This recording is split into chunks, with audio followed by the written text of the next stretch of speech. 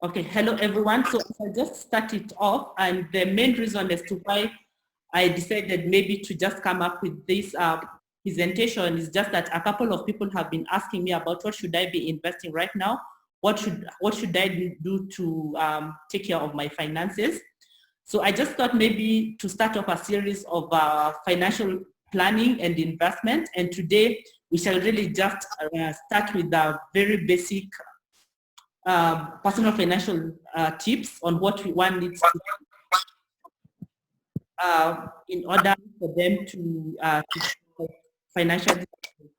So to start us off, it's just to state that we, like anything else in life, we make a lot of decisions with matters investment and financial and our finances, be it things about where do I earn my money, where do I take the money, or how do I consume this money? Do I place it in deposits, or what really do I really need to do?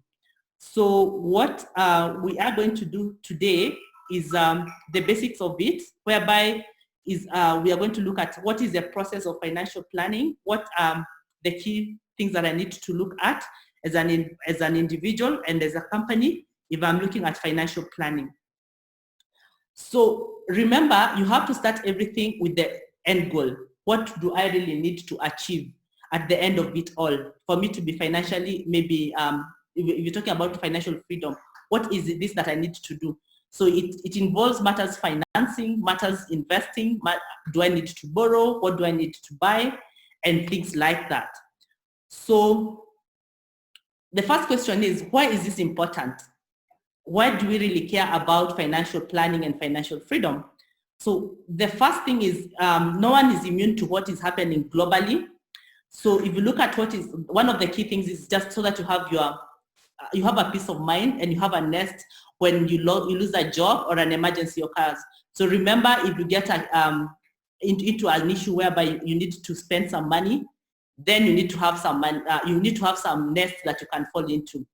The general rule of thumb is that you should have about 6 months of the cash that you need for survival at any one time. So always remember that you should always put away some money for you to be able to save the money so that you can be able to have something to drop in, to get into.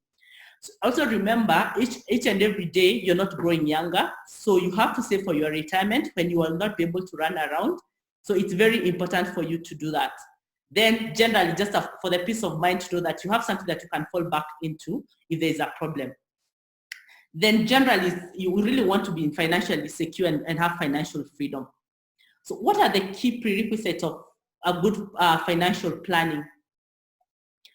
The first question is, investment is one of them. And when you're making an investment decision, what should you look at? There are very many things that you always look at in terms of investing, be it that you're investing in property, that is real estate, shares, fixed income, or anything of that sort. So you need to look at the return that you're getting. You need to look at the risk profile of what you're investing in. Look at the cash flows. That is very important because at times an investment can have very good returns, but for as long as you're not able to liquidate it when you need the cash, you'll have an issue. Once you've decided that this is what I want to invest in, so maybe I want to buy a piece of land, so this is the return I expect, this is where I know I'm going to buy, these are the potential risks. The question is, who are the key providers? It's always good to understand who are the key providers, who can you walk into and buy whatever you want to buy. So for example, if you're talking about unit trust in Kenya, for example, who are the key providers? And when you're looking at the key providers, do you know those names, or do you need to do more work for you to understand and to jump into what they are offering? So all these are questions that every individual needs to actually understand, because information is key at all times as you're making your investment decision. So what is the process?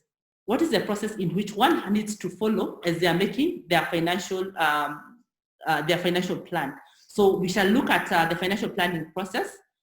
It's a 6-stage process, and in this 6-stage process, the first starting point is determining the current financial situation. Remember, you can only be true to yourself. So knowing what you have, writing it down, knowing what is it that you can achieve, what is it that you can access, Because yes, we could wish for so many things, but until we are true to ourselves and understand this is what I can access. My salary is X, my rental income is Y. This is what I understand. This is the cash that I can get. Then it will be very difficult for you to start any financial planning. So just looking at the current current financial situation, write it down. Then once you write it down, then it becomes the starting point for what you are to do. Always remember that you should treat yourself like a company. I think some of us know what is a profit and loss. When I'm starting a company, I know what are my revenues. I know what are my expenses as an individual. Then I know what is it that I have extra that I can use or I can fall back to in case of anything. So list down, if you are employed, what is your salary? Is it a must that you get that salary at all the time? Or is it that it fluctuates? Just be true to that. Then write your rent. If you have rental income, that is the other thing that comes in form of income. If you're a consultant, write that as well. And any other source of income. Some of us are lucky to have inherited some money. If that is also something that is going to come in, then it's good for you to write it down. If you are the lucky people who can get, who can actually maybe plan on a windfall, it's highly, it's not recommended, but maybe it's something that you can put in terms of income. Then go to your expenses. Remember, savings is not an option. It's actually a must. So once you have your once you have your income, what is the portion of that goes to saving? Treat it as like you would treat rent. So before you actually pay rent, actually pay for your savings. It should be about 10 to 15% of what you earn.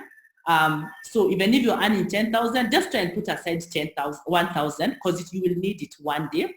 Then what is your rent, assuming you don't own your own house? Remember the basic needs. You need food, you need shelter, you need food. So make sure that is taken care of. If you walk away from home, make sure that you have your transport put aside because again, you need to get to the office to get paid. Then your shopping and then your savings. So the difference of that is what you have maybe for investing. The difference between your income and your expenses. If your income minus your expenses is positive, then you have money for investing. If it's negative, you need to go back and ask yourself, what is it that I need to do? What else do I need to do for me to actually come into a positive position? So I either increase my income or I reduce my expenses. So again, being true to yourself.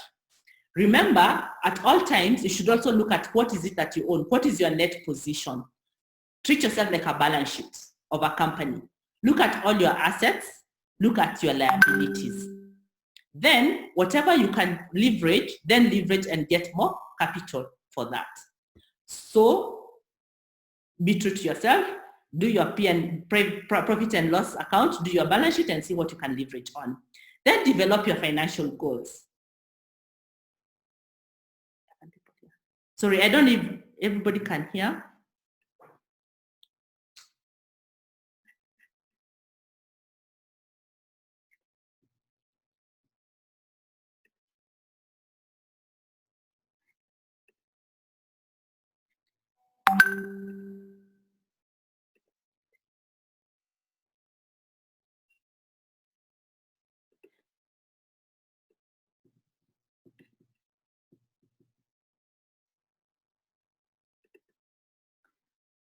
So develop your financial goals. Financial goals can be divided into two. They are either long-term or short-term. Long-term goals are things like going on holiday. So are you saving for a holiday? Remember, you just don't wake up one morning and decide you're going on holiday. So you have to make sure that you're saving towards it, and you should put it in a different account, maybe from what you are saving to get to buy a house.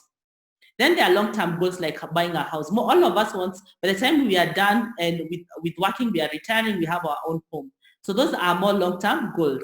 So you should always make sure that you're saving and the saving is very goal-oriented.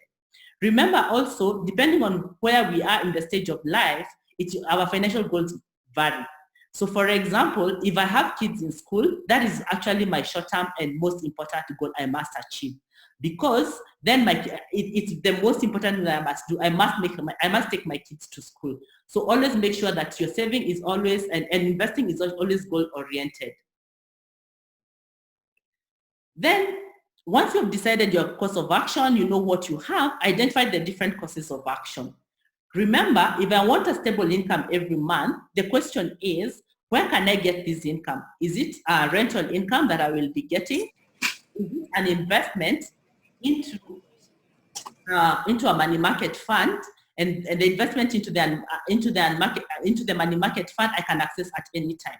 So again, depending on what the goal is, then it also determines what you can invest in. So the key here is arm yourself with knowledge. Know what are the various options that are available that you can invest in.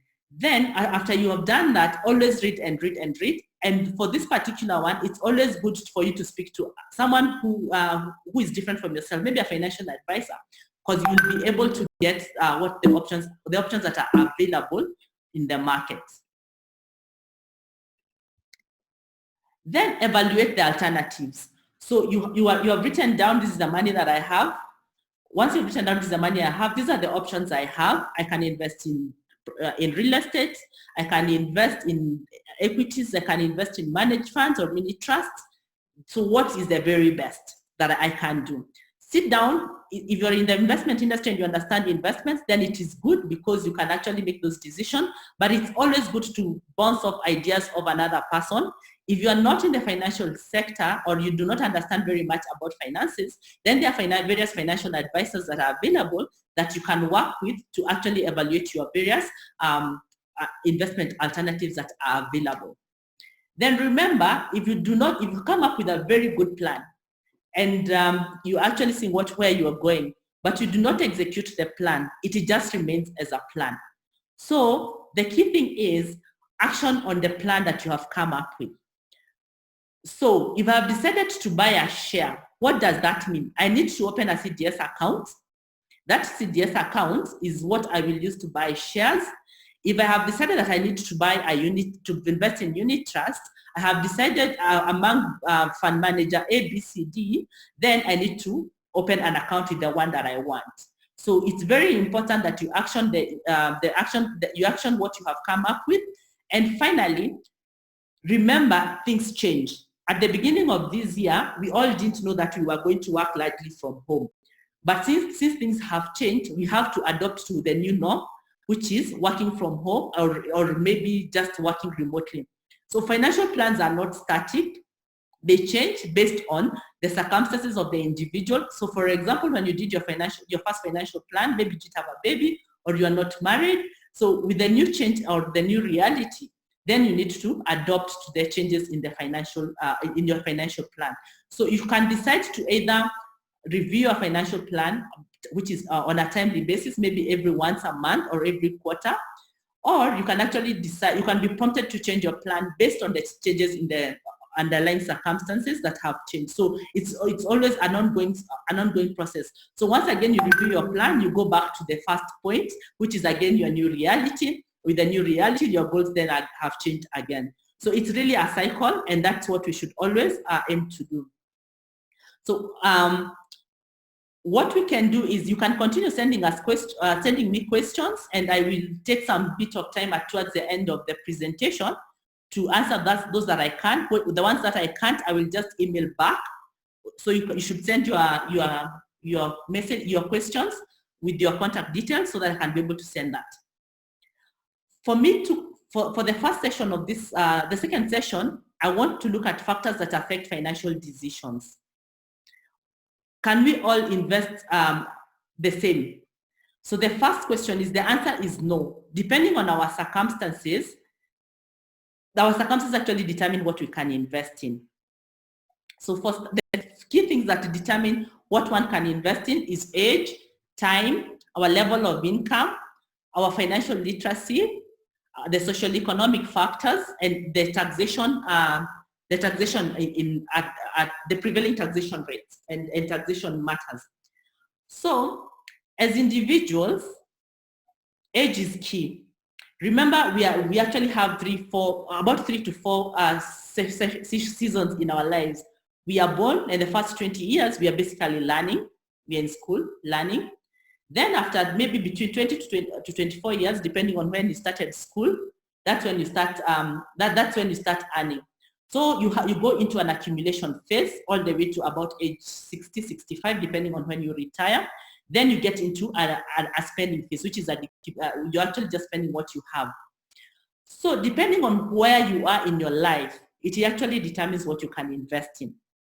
If you're still young, below 25 years, you have a long investment horizon. You can take risks. You can lose money and make money again. So what that means is your income level is low, yes, but you have a long investment horizon. So you can actually take more risk by investing in things like equities and property development. Once you get to the age of 20, 25, let's say 30, your income level has increased a bit. And also your time horizon is still long because it's about over 10 years, 10 to 15 years. So yes, your risk profile is still, you can take some bit of risk, but remember, since you have kids at that age, maybe you might not take significant risks like you would do when you are 25 years. So at that particular age, it's an accumulation. It's called an accumulation stage. So you can take medium to high risk. So you can take, again, investing in equities, taking advantage of the taxation in the retirement benefit schemes, and investing more in that, invest in structured solution, because you understand your financial literacy is higher, you have more money, and also you have a longer investment horizon. Once you get to the age of 55 to over 55 and above, then retirement kicks in. You have to start thinking about how will life look like when I'm not working. So at that particular time, your risk levels have reduced, and you can only do medium risk to low risk investments. So at that particular point, you'll invest in things like the rates, fixed income, where you want a stable sort of income. If it's property, you want rental property, just to make sure that you have income coming in. So age is very important. Then the next thing is time. Remember, time is actually sorts out a lot of things. Some of us would have had the magic of the compounding effect. If I invested today, and I'm investing at a rate of about 10%, next year I'm not starting at what I started today. So if I invested 100,000, next year I will have an extra 10,000 to invest in. So I'll have 110. The other year we'll have more than that. So there's just the magic of compounding. So it's always good to actually start early. Once you start early, you can have a lot of time to actually accumulate wealth. Then the level of income and the type of income.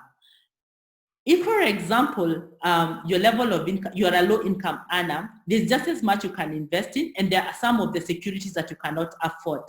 For example, people who, for some of the products that are not regulated by the Capital Markets Authority, they are called, they actually investment in the private markets. The minimum investment in those is about $1 million and above, or something like the rate. The minimum investment is about 5 million. So if your level of income is not that high, you might not be able to access those investments. Also, if your income is very volatile, you are running a company, so you actually are dependent on the profits that the company makes. Their income is volatile. They're just those investments that you cannot make, because if your source of income is volatile, you want investments that are more stable. If your income is stable, you want you want investments that are more maybe volatile, because they will help you gather wealth in the long term. So it's very important for you to balance that, understand again yourself, and just come up with the right investment at the right time. Then there is the social economic factors. Remember, you are not operating in a vacuum. Whatever happens to the economy actually affects the investment that you are undertaking. So it's always good to read and understand the current affairs, what is going on. Once you understand what is going on, then you actually select the right asset class. So for example, during economic downturns, it's always good to invest in fixed income securities, because you are a bit sure of what you are going to get in the long term, as opposed to investing in things like the stock market, whereby the volatility might continue and continue for long. So it's just good to look at all these things as you decide what is it that you want to invest in. Then taxation is the other thing. Remember, what you must pay tax because it's what is given. You must do what is the right thing. So tax avoidance is legal, but tax evasion is illegal. So you should always make sure that you are doing the best tax planning so that you know the investments that you're investing in are actually the best tax efficient. So for example, if you are going to place a deposit today, you are going to be taxed at a rate of 15%. If you contributed the same amount of money into a retirement benefit scheme, you will not be taxed. There are some tax benefits that come with that, and that investment is not taxed until at the point of exit. So you should always look at investing in the most tax efficient vehicles that are available.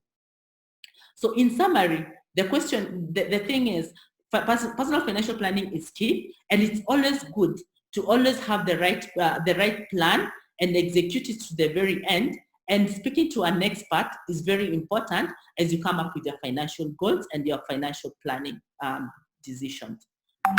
So that brings us to the end of our first session today. We could maybe look and see if we have a couple of questions, or alternatively, you could email us the questions, or you could actually reach out to me directly just to help in where I can in terms of coming up with the right solutions. Thank you.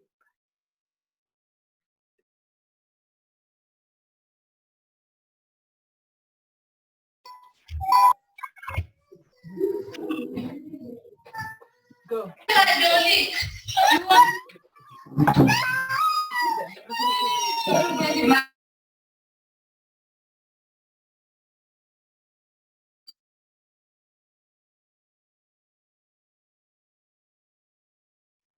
What we shall do is, if you have a question, you can unmute yourself, ask us the question, and then we shall just take a couple.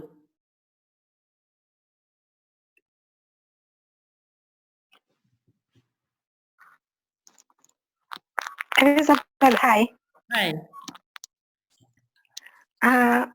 Your network was off when you, there's a part you are discussing about the net. The net, the income statement as an individual, the net, and the balance sheet. I didn't quite get where you are off. Okay. I'm speaking to who? Esther Kariuki. Esther, okay. Maybe I can take another question.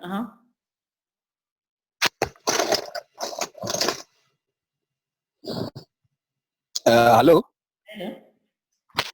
Hello. My question one is, kindly explain what income tax drawdown is. Okay. Then if you can expound more on the increasing of the income streams and the options available. And you're who? Especially for employed. Wait, okay. Okay. Fine, I can take this too fast. Apologies about my network. So the first one is to explain about the P&L and the balance sheet from Esther. Hi, Elizabeth. Hello.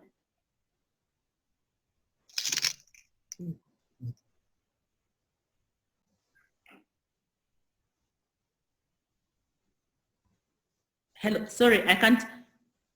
Maybe you can text as well. If your network has an issue, you can text. So the first question was from Esther about the P&L. So what I was saying is that you should look at yourself like a company. If you look at yourself like a company, you come up with all income streams that you have. So look at your salary, your rental income, your maybe sale of produce income, your all that. Then the other thing that you need to look at is all your expenses and look at if they match. So if, for example, I'm earning 10,000 from all my income sources, then my expenses should be less than the 10,000 if I'm to have cash to invest. So what I said is that your 10,000 as income should actually be commensurate with your expenses. So you need to do two things. If your income is higher than your expenses, then you're okay because you have excess money to invest. if your income is actually less than your expenses, what you need to do then is actually cut on your expenses or you increase your income. So those are the things that you actually need to speak with your financial advisors for you to come up with the right sort of mix. So the other question from Lloyd was on what is an income drawdown. So once you retire, you have attained the age of 60, 65, depending on what is your retirement age, and you're a member of a registered pension scheme, then you have two options. You can take your money and buy an annuity with it. An annuity is you just take it to an insurance company and then you agree on the money that they will be sending to you every month. The other alternative is to buy an income drawdown. An income drawdown is just taking the entire portfolio, taking it to a registered fund through a fund manager or an administrator. Then you agree, this is how much I will be taking on an ongoing basis, on a monthly, quarterly, or a yearly basis. Then you reevaluate that over a period of time. The minimum number of years is about 10 years that you can have that running. So you'll actually benefit from the market movement, but remember you're also open to the disadvantages of the market movement. So that's what an income drawdown is. So in terms of the other question was, how do you increase your income stream? Again, that depends on a couple of things. What is it that you have? Can I be able to buy rental property? Can I be able to buy shares? So it's sort of looking at it and saying, if I'm a full-time employee, do I have other things that I can do and attain, sort of get some passive income? So investing in things like the stock market or investing like the unit trust, all those are the ways of increasing an income stream. Or maybe even working late. I think places like the US, people even work 2 to 3 jobs or something like that. Those are the things that you need to look at and see, how do I increase my income streams? So maybe we can take the next set of questions.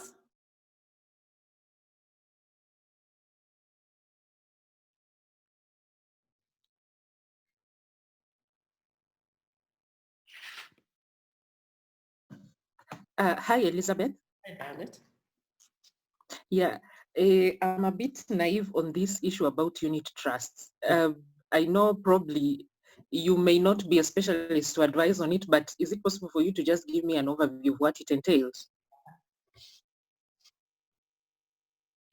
Can we take another question?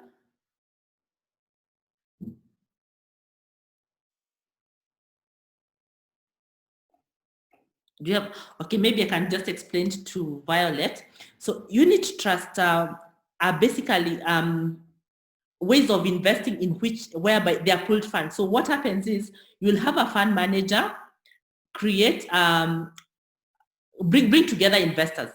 So once they bring together investors for as little as maybe 1,000, I've seen investments as low as 1,000. So you have your 1,000, you approach a fund manager who offers unit trusts, which are pooled funds. So some of the key people who offers this Britam, Saiton, Genghis. So there are quite a number, and all of these ones are actually listed in the newspapers every day. So what they would do is, once you put your money there is a way in which they invest. So for example, if you're investing in a money market fund acts like a current account, but it's earning returns. So for example, I talk about Saiton because that's what I understand more. So what happens is all the money that will come in, they will come to the fund investment management team. The investment management team will divide that money, put it in deposit, put it in government bonds, depending on what is the prevailing rates. Then once they come up with that, they will give you a return at the end of the day. So every day they will tell you your money and X. So that is what will be credited to your account. So depending on your risk levels, you can actually decide which unit trust to invest in. So if you want more stability, you actually go to a money market fund. So currently for Saiton, the money market fund is yielding something close to 11% on a per annum basis. If the other thing is, if you are more risky, your risk appetite is high, you can actually go to something like the equities fund. Equity fund is the same thing. Many investors coming together, then the fund manager will invest and then give you returns at the end of the day. So it's really basically that. But what I will do I think in the session, like maybe 2 to 3 sessions to come, I will take people through all that. How do you invest in a unit trust? How do you decide who is the best fund manager? Where do I look at? How do I get in? How do I get out? So that is a lesson that I have actually put in for like at the third or fourth session. Okay, thank you, Elizabeth.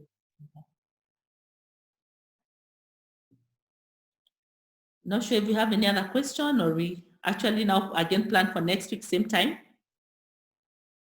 Unless there is one burning question. Hi, Elizabeth. Hi, Esther. Hi, Elizabeth. Hi. Oh.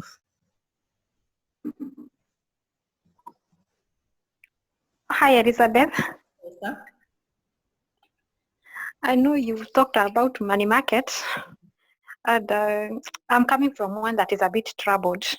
You've talked you've said that ideally it's supposed to be stable and you can easily access your fund.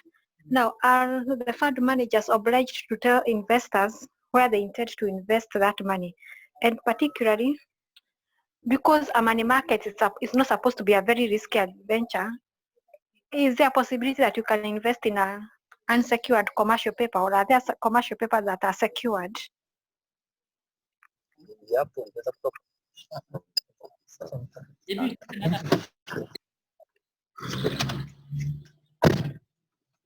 Aminas, you have a question? Sorry, yes, I have a question. Yeah. What are the Elizabeth. what are the different investment products that can also assist in reduction of taxes? I know there are investment products that are tax friendly. Okay. Okay. Another question? Elizabeth. Yes, Jenny? Hi. Hi. Yes, I want to find out, I'd invested in the unit trusts. I just want to find out, with the current tax waiver, how does that affect the returns? Okay.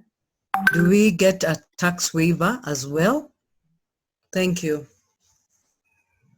I'll start. I think we first take these three questions. The first one was from Esther on money market and whether the fund managers should let people know where they're investing in. The answer is yes. You as the investor need to know where your money is invested. And what happens is most of the fund managers, they would provide a fact sheet at the end of every month, just showing the distribution of how the money is invested. So yes, they are allowed to invest in unsecured papers. So far, most of the commercial papers have not been secured. So then the reason why there has been issues, but the fund manager is supposed to tell you as an investor where the funds are invested. So also the reason why you should try and attend your AGM so that you can actually have all these questions queried and actually answered.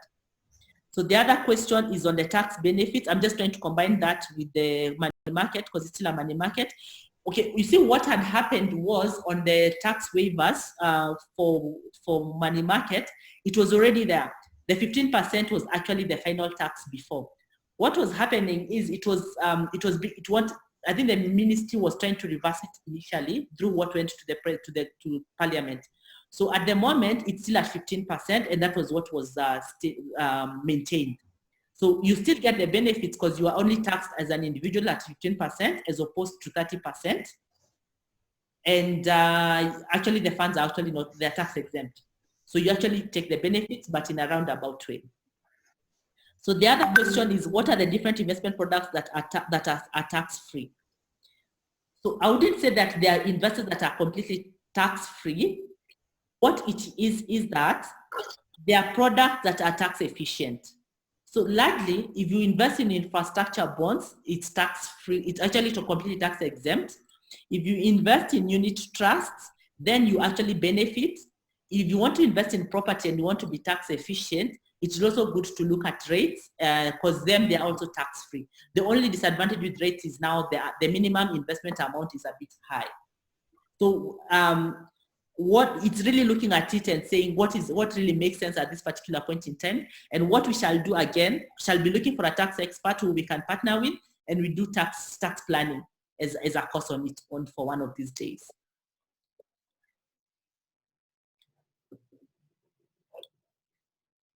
Keep your raising your hand.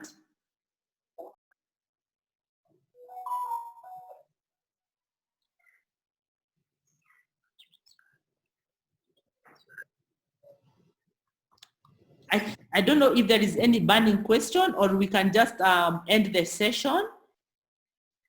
I think I have another one. okay.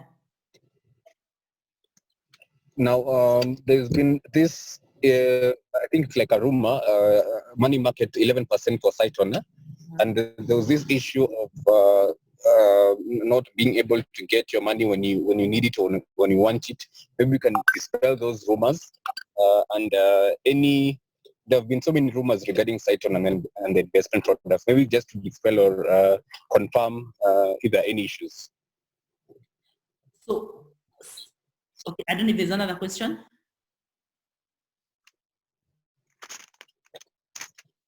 So in terms of the rate, the 11% rate of return from Cyton Money Market Fund, it again goes back to what Esther was asking. Can we see what the investments these are?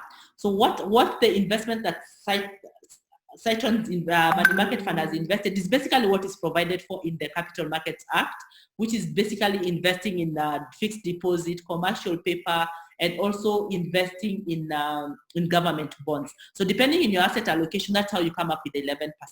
So if you look at their fact sheet that they just circulated end of last month, you can actually see the distribution.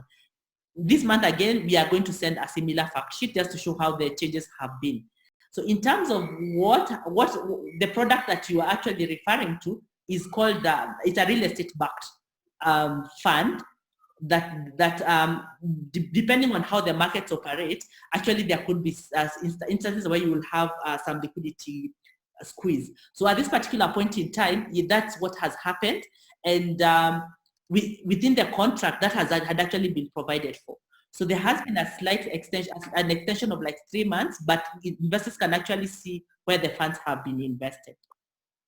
So it's not a money market. The money market completely remains completely liquid, and maybe most of us can try now. If you are an investor in Cyton, just dial *809# and you'll be able to withdraw your money.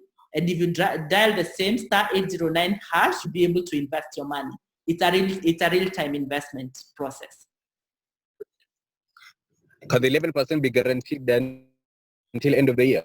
No, you can't. The way money markets operate that I had explained, it's not a guaranteed return. So what happens is at the end of the day, you're actually told this is the return we achieved, and it's distributed at the end of the day. So it's almost like compounds on a daily basis, because it's really a result of what has been invested.